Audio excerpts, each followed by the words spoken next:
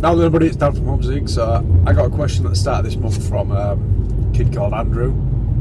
Sorry it's taken so long to get back to you, but I've been a very busy chap. And well, so doing these videos in the van is usually the quickest way for me to do it. There's a really bad camera angle as well, so it's super chain. Anyway, basically what he was saying is that he's been training for about 7 months.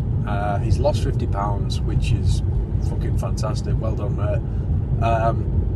But he said he can't help but notice that he feels very weak. You know, he's basically saying that he's been focusing on like a bro split sort of sense, you know, just doing like isolations and shit like that. And he's noticed that his bench press, his deadlift, his squat's very weak, and he would like to make a transition into powerlifting. But his main concern is that if he starts doing powerlifting, that he's not going to have that same full look as he has at the minute, you know, through doing his isolation work and stuff like that. Well, first thing, what I'm going to do, I'm just going to show you a picture of a chum of mine, which I'm sure most of you know. It's Matt from Matt Does Fitness. Now, he trains for powerlifting, and if you tell me that he doesn't look full, then I honestly don't know what your idea of full is. You know, this is a guy that he trains for powerlifting. He does the big lifts. That's how he trains. And look at him, yeah. And like what I'm going to say to you is what I've always said is that train for strength and you diet for aesthetics. You know, anybody with a low body fat percentage with a bit of muscle mass will look full and fucking dense. You know, that you just will. In fact, I'll find a picture of me from last year before I got all snapped up. Granted, I'm doing some bicep curls, so it sort of defeats the object of what I'm saying here, but I was pretty low body fat and I looked fucking jacked. I was tiny, like, but I looked in really good shape. So, you know, all I was doing was doing 5-3-1, so I was training for strength, but you tell me that I don't look swole. Hey.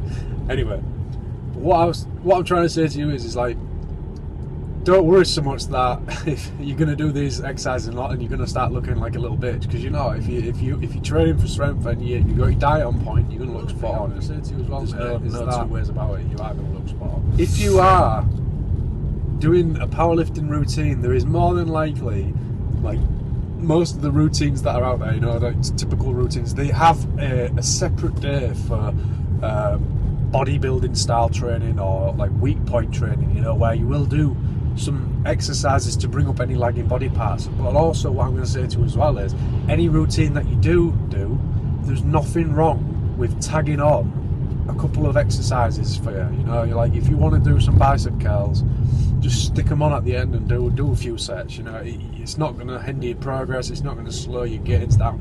You're not, well, you know, your arm's not going to fall off and your dick's not going to fall off. You know what I mean? You're going to be all right. I noticed in your post you said that biceps and triceps don't get any isolation with powerlifting and that. Now, like to use myself as an example, one of the most frequent compliments that I get off subscribers, viewers, whatever, is that my arms look great. They say, damn, your biceps look fucking amazing, la la la la la la.